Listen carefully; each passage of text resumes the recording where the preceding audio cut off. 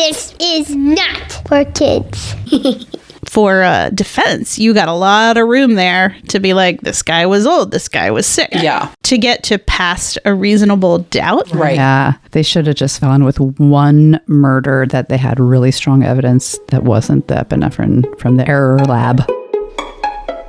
For over 20 years, nurses have been rated the most trusted profession. But nurses are terrible people too. Join us for a discussion about nurse crimes hosted by nurses. Hi, I am Nurse Ratchet. I'm Nurse Dorothea. And I'm Walt Whitman. Together we have 69 years of nursing experience. Back to Kristen. As it became clear that Kristen was the main subject of the investigation, her relationship with Security James started to be strained. Security James better see the writing on the wall. You'd think Security James would have seen a pattern earlier, but he was in love. Mm-hmm. She lashed out at the two coworkers who started the investigation. She was really angry at her former colleagues, and Security James suggested maybe she should just move away. She told him she wanted everyone to see what they did to ruin her life, and so she wasn't leaving. I am not leaving. Plus, also, you have a shoulder injury. Where are you going? Remember your shoulder injury? Remember? You got to keep getting that workman's comp. It was at this point that Security James started wondering what was really going on. Really, James? At this point? She continued her erratic behavior, and so he stopped funneling info to her, and she got increasingly volatile, accusing James of spying on her for investigators. You were my mole, James, and now you're spying on me? Oh, how the tables have turned. Double agent. She even punched him in the testicles twice. Not just once. Like 2 different occasions, or like twice in a row? Or like one in each ball.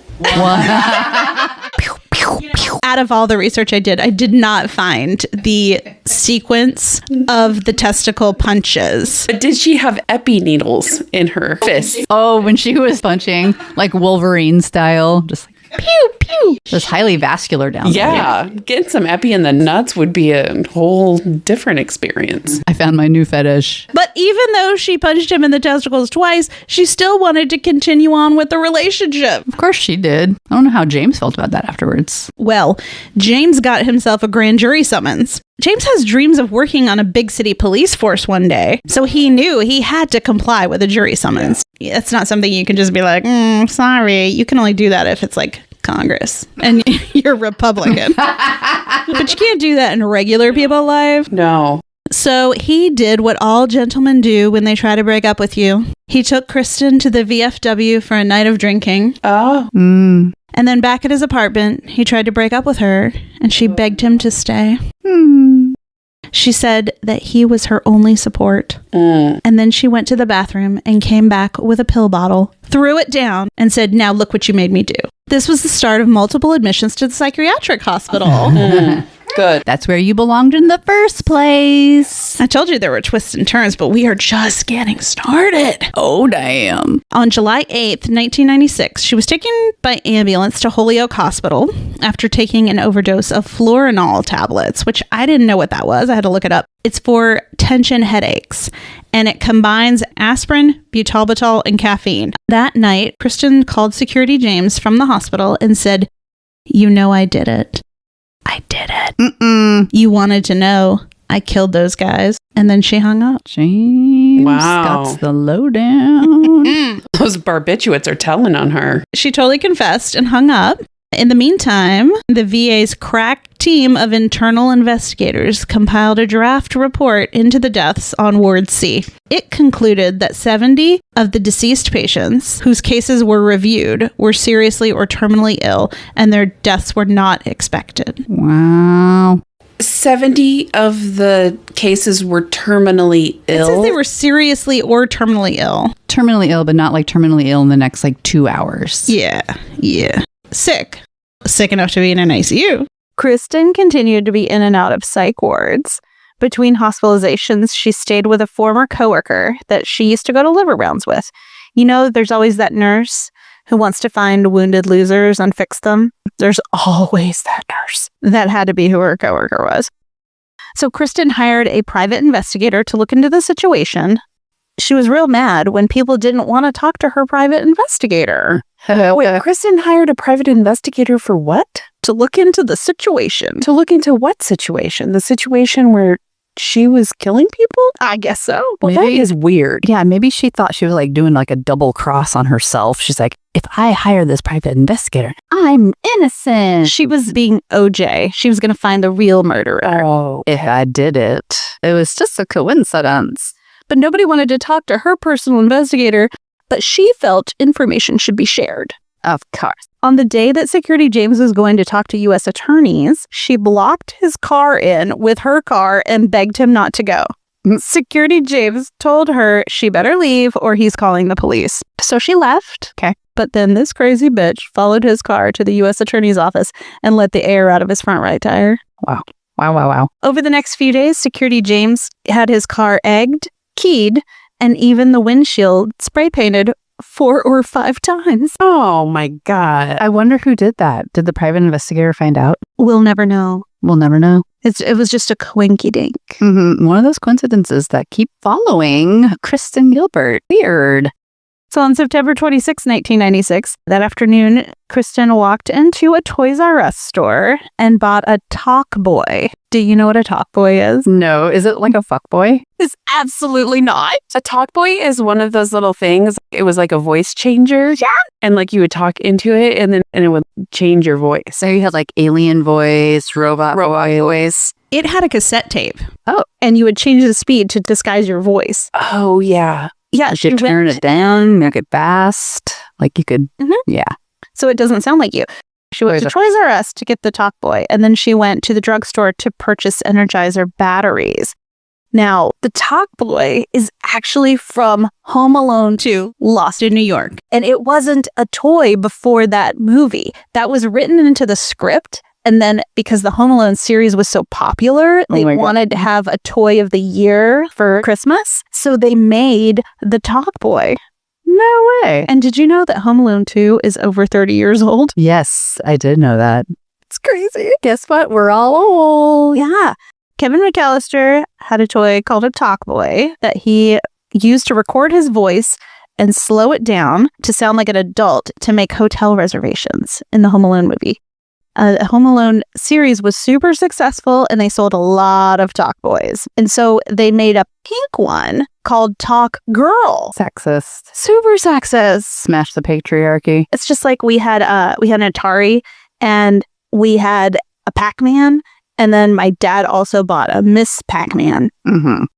It's the same game. But just with a bow. She had like a bow and lipstick. Yep. Just like reinforcing female stereotypes. But the Talkboy and the Talk Girl were so wildly popular, they became Cabbage Patch Kid popular.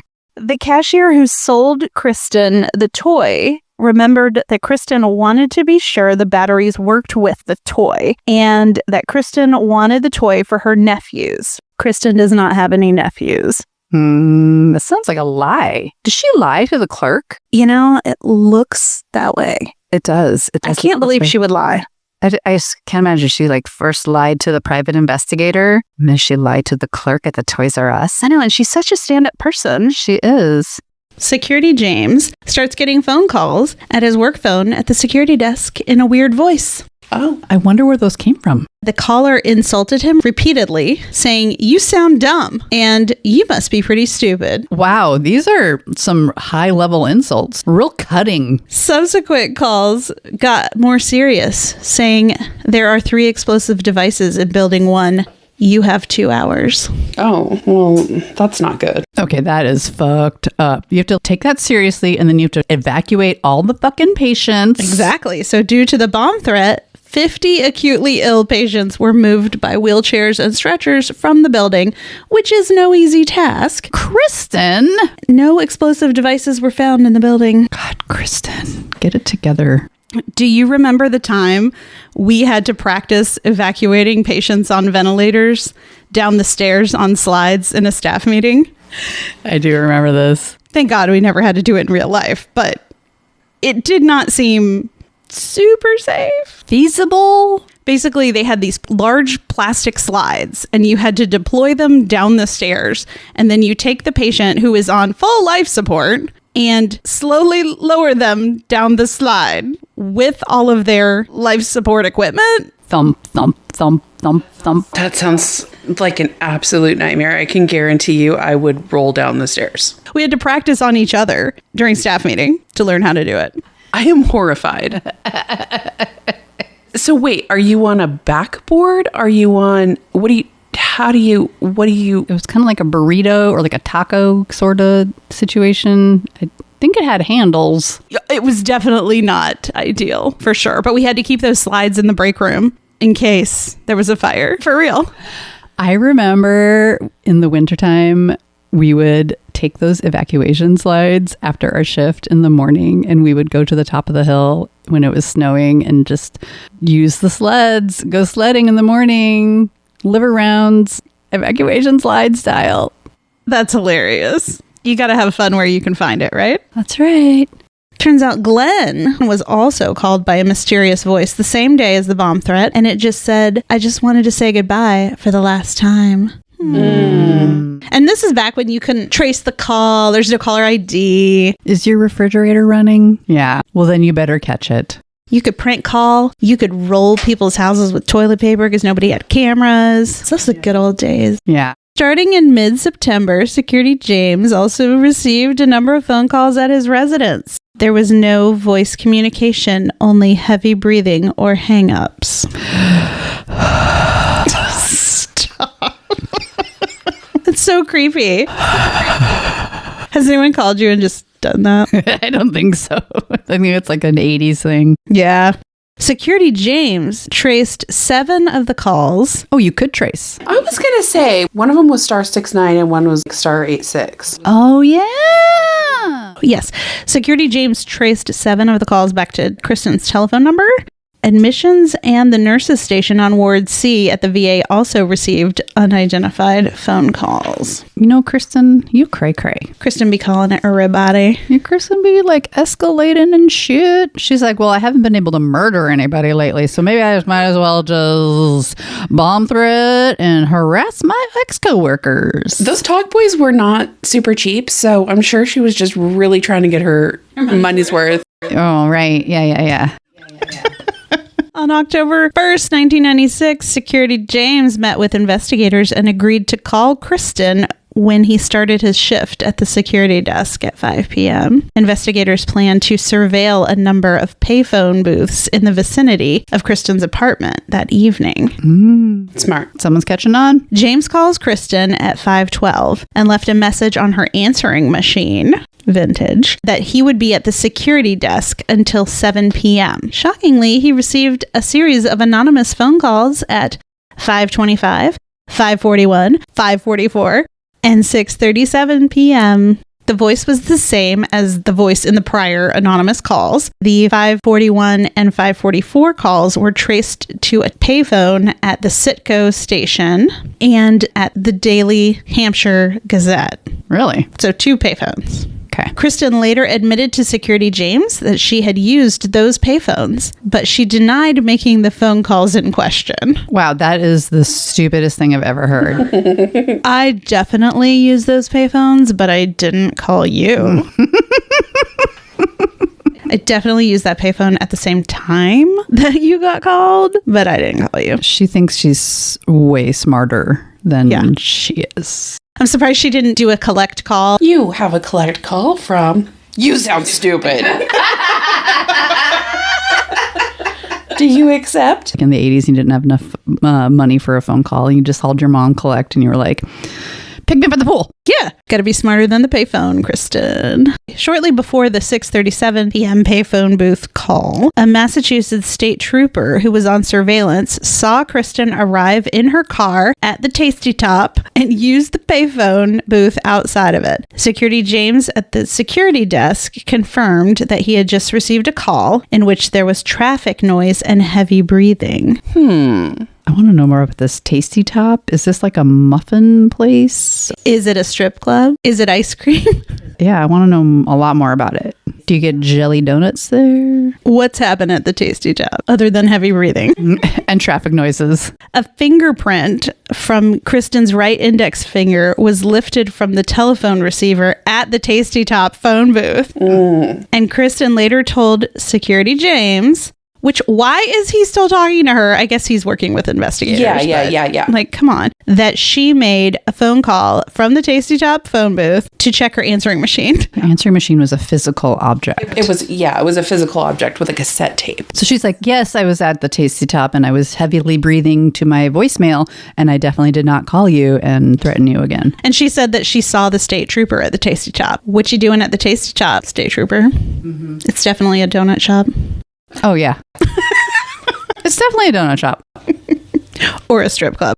We'll never know. We'll never know. On the evening of October 1st, 1996, a search warrant was executed at Kristen's apartment. This seems kind of late in the investigation. God, right? Yeah, it took them a long time. They have to like dot all their I's and cross their T's. It's not easy to get a search warrant. You have to have both reasonable cause that you think they committed a crime, and you have to prove that you think there is evidence at that location to be had. It's not that easy. Right. And a judge has to sign off on it and it has to seem legit. But yeah, it does seem real late. I mean, It's a little late. how many months later? Shoot. Prior to this, though, you're not going to have evidence at her home of murders. No, those were all work-related circumstantial Right. It's the Talkboy situation that made her eligible. with Energizer batteries. They seized from the trash 3 empty packages for Energizer batteries, 2 batteries stamped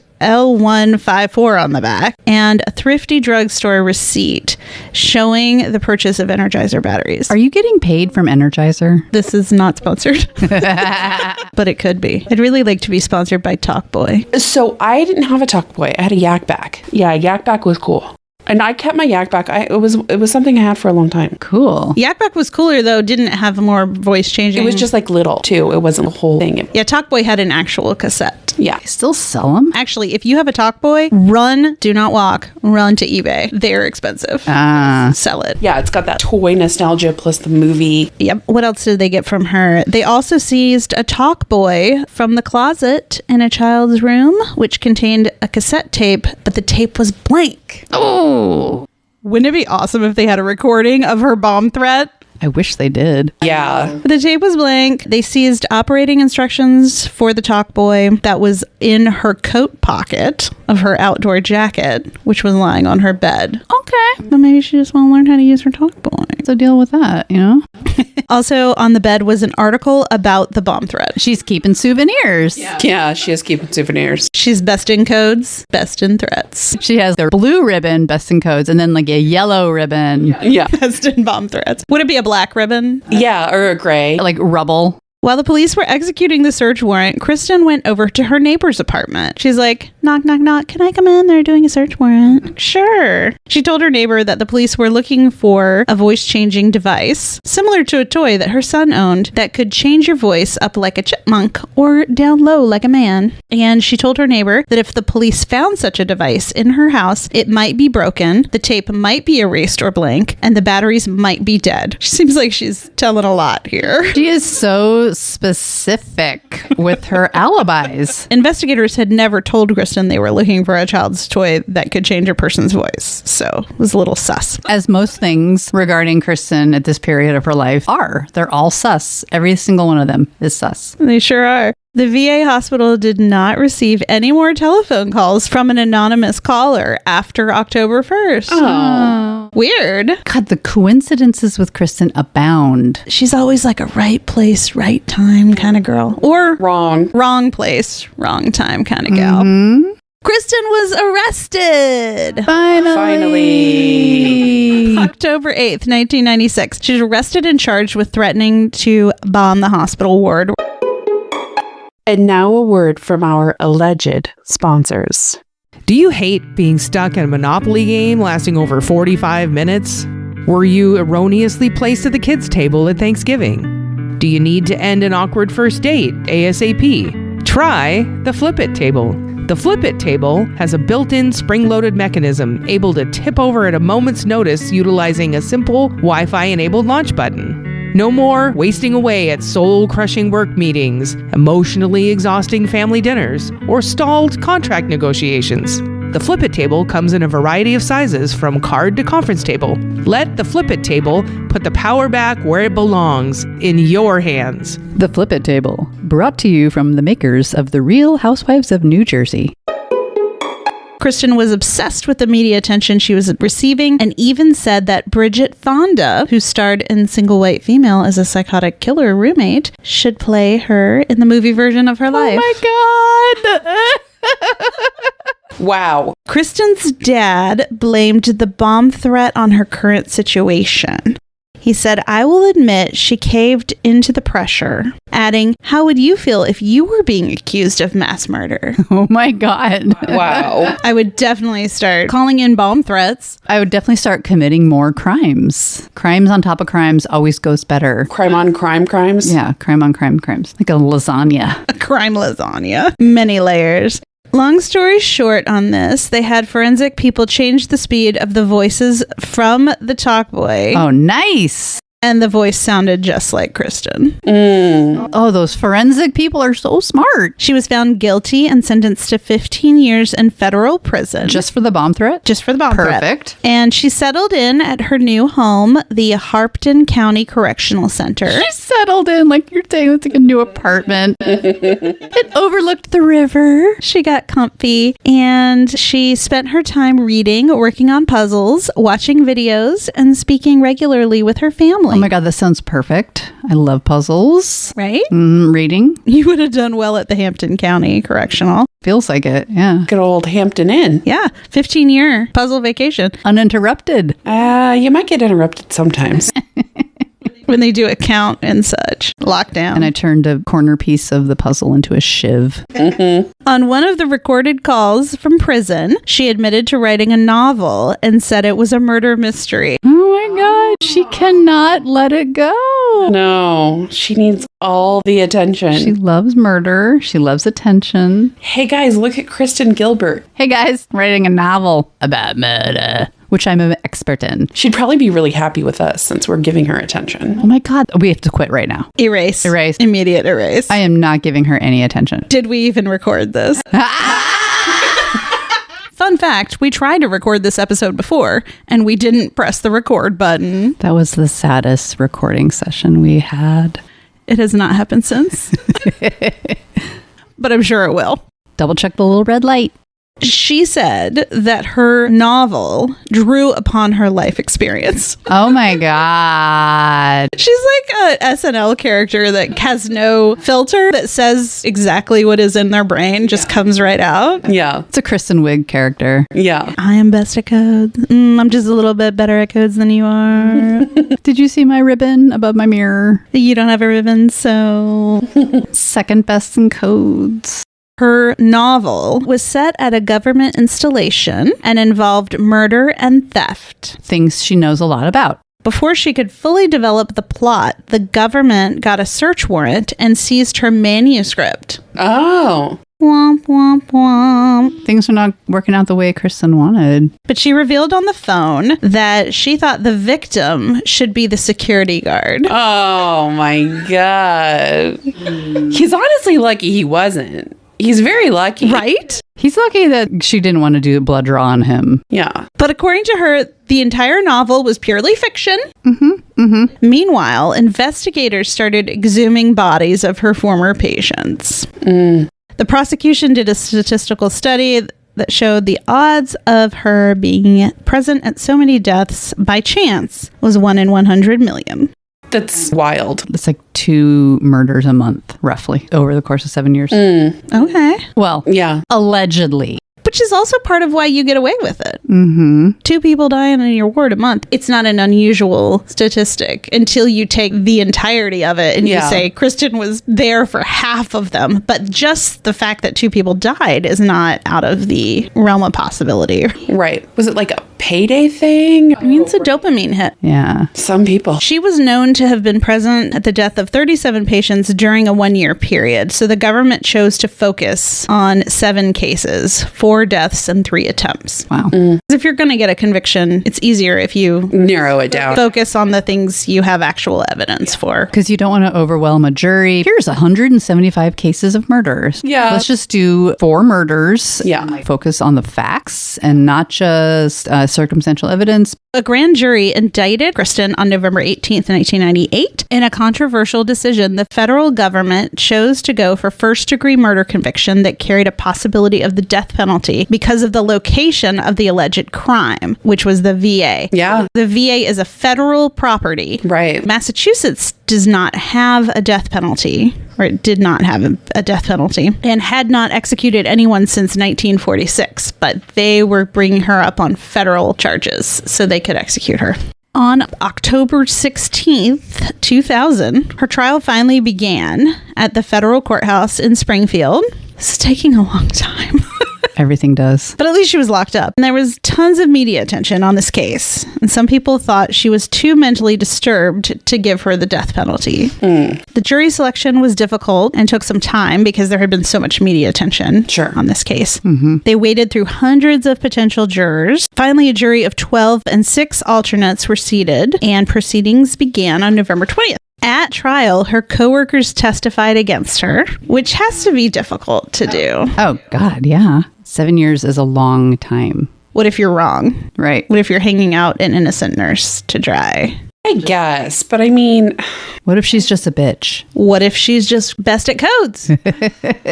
Nah. It's also, why didn't I notice sooner? Yeah. Yeah. Did I ever inadvertently help her cover Yeah. up something? Oh, dude, guilt. What are all the things that I missed? Who else should I not trust? Right. It's hard to lose trust in your coworker that you work very closely with for years. Yeah, 7 years is a long time. Let's talk about motive. Motive. The theory is that Kristen killed people because she enjoyed the excitement that was generated by cardiac emergencies or codes. Best in code. Best in codes. She loved the spotlight that the codes drew to her. It's the attention. Yeah, attention. Any attention is good attention. People are like, oh, you're such a good nurse. Oh, you did so great. Yeah. Let's do a debrief and then do liver rounds. The government contended that Kristen murdered because the emergencies allowed her to perform in a starring role in front of Security James. Which also makes sense because a lot of times if you call a code, one of the people who are supposed to come to the code is security. And that's because sometimes there's family members freaking out and things need to be taken care of. Security James would have been at all of these codes when he was working. So she's doing CPR, but twinkling her eye at James out the hallway. Hi, honey, look what I'm doing. You're actually not very far off base. Ew. Eyewitness testimony revealed that she was observed playing footsie with Security James and touching him affectionately during the middle of a code. How weird. That all by itself would be the weirdest fucking thing you had seen at work all day, because that is not in the realm of code normal at all. No. Oh my God. Who can play footsie? Oh. During a code, Let me stop what I'm doing.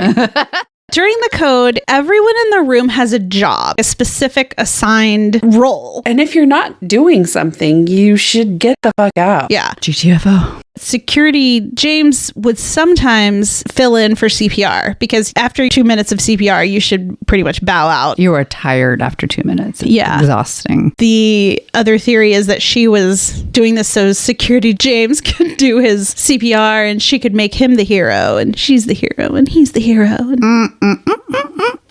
Hospital regulations called for him to perform CPR upon a doctor's request during codes. Prosecutors said Kristen would wipe Security James's brow as he perspired under the rigors of CPR. Holy shit, that's really fucked up. What's the funniest thing that's ever happened to you during CPR? Like, some people's pants fall down. Farting. Yeah. Your bra situation may be off. Yeah. A lot of things can go down while you're doing the CPR. Yeah. Especially if you have pagers or phones attached to your scrub pants. Every time you're doing a compression. Lower, lower, lower, lower. And sometimes your coworkers will pull your pants up. It's just a thing. You all work together. Oh, yeah, definitely. I've pulled up a whole lot of pants in my my day. I've pulled up a lot of pants, a lot of OR pants, a lot of doctor's pants. Yeah. Those scrubs, you got to have a lot of booty to keep those up. One size fits some. Pretty much nobody. Size fits none. Yeah. The heavier your pockets get, the worse it is. Yeah. The thing is, if you're doing the CPR, you just keep going. Yeah. You keep going. That's Yeah. all you are concerned about. So you may or may not know your pants are falling down. You just keep doing the CPR until you switch out with somebody else. Is this what she was waiting for? For his pants to come off? Did she have some kind of weird kink or something that Security James would just show his ass to the whole unit? Instead of like a sexy dance in the bedroom, it's like a sexy CPR in the patient's room. A sexy CPR? Oh, that could be the name of this episode. No! Sexy CPR. Best in codes. Sexy CPR. Sexy CPR. For weeks, the prosecution presented a trove of witnesses and evidence. Doctors testified the patients who died mysteriously were doing well and not at high risk of dying during their hospitalization. There was expert testimony on epinephrine and its effects on the body. Coworkers testified about the missing epinephrine and Kristen's behavior. The prosecutors were really rolling until January 5th, 2001. The government admitted that the results of the tests from a toxicology laboratory, which analyzed the amounts of epinephrine in the alleged victims, results did not establish the presence of high levels on which the charges were based.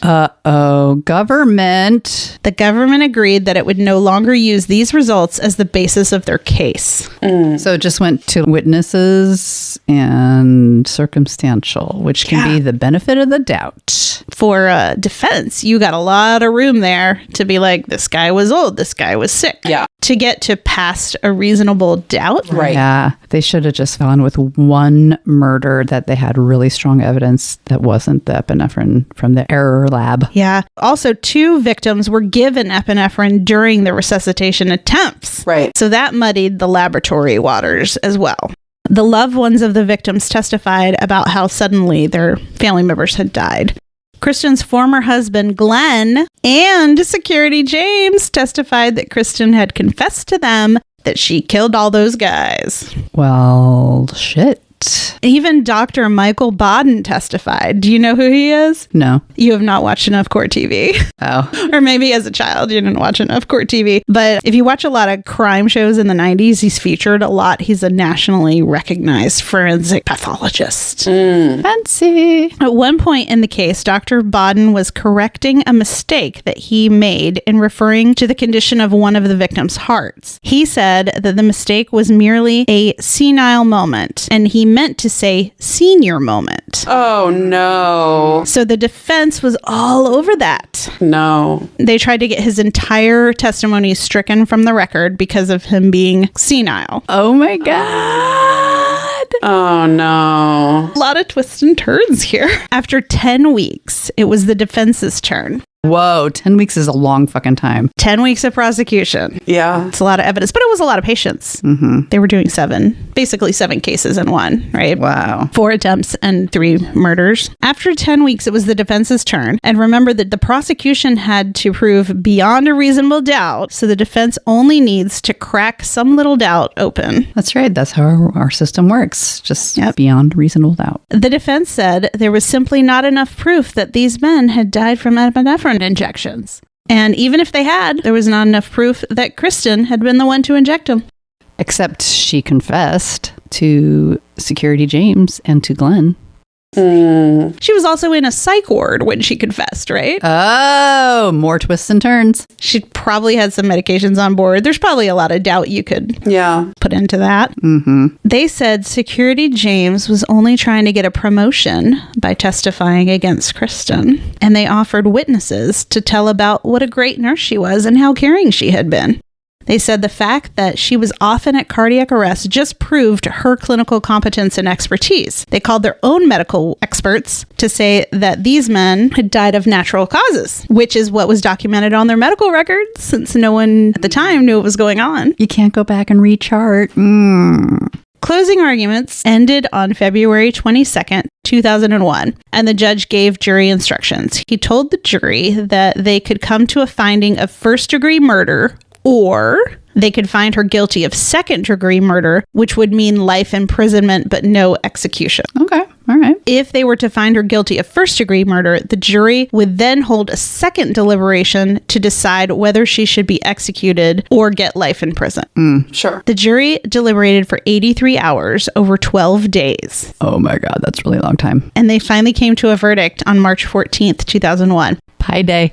The jury had pie. When is pi? 3.14? March 14th, yeah. It is. The jury found her guilty of first-degree murder in 3 cases Yay! and second-degree murder in the others, Yay! as well as guilty of assault with intent to kill in 2 of the 3 other cases where the victims had survived. Wow. Good job, jury. They had a hearing on the aggravating and mitigating factors, and then they deliberated, and on March 26th, they reported that they were deadlocked. No pun intended.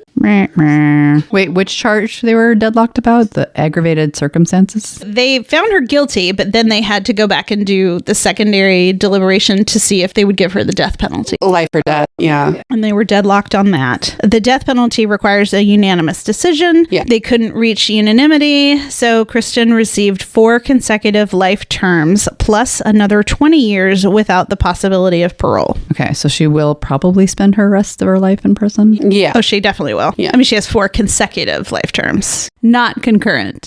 Kristen is now spending her days at Federal Medical Center Carswell, which is in Fort Worth, Texas. It's for female inmates of all security levels, primarily with special medical and mental health needs. Does she get to do puzzles, though? That's what I really want to know. I have no information on that. Let's call her up. But she would love to have the attention of asking her what kind of puzzles she does. I wonder if she'd give us an interview. Oh, I bet she would. She loves attention. Attention. Attention, attention. And we're nurses. We're going to send her a ribbon. Send her a Talkboy.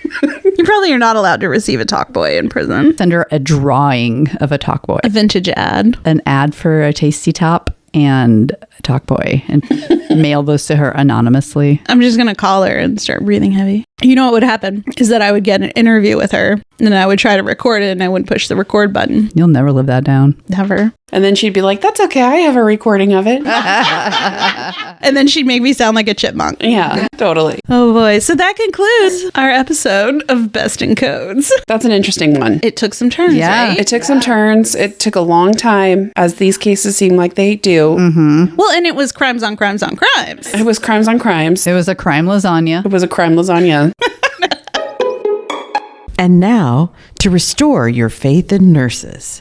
A man in a Missouri hospital was losing his battle to cancer. His last wish was to see his beloved dog Fifi again. Despite the no pets policy, hospital nurses encouraged his family to bring in the dog in a large bag so that he could say goodbye to his loyal companion. Thanks for hanging out with us for the shift. In lieu of a Press Ganey survey, please leave us a 5-star review. We are at Terrible Nurses Pod on Instagram and TikTok as long as it lasts. Email us at terriblenursespod@gmail.com. This podcast is for entertainment purposes only.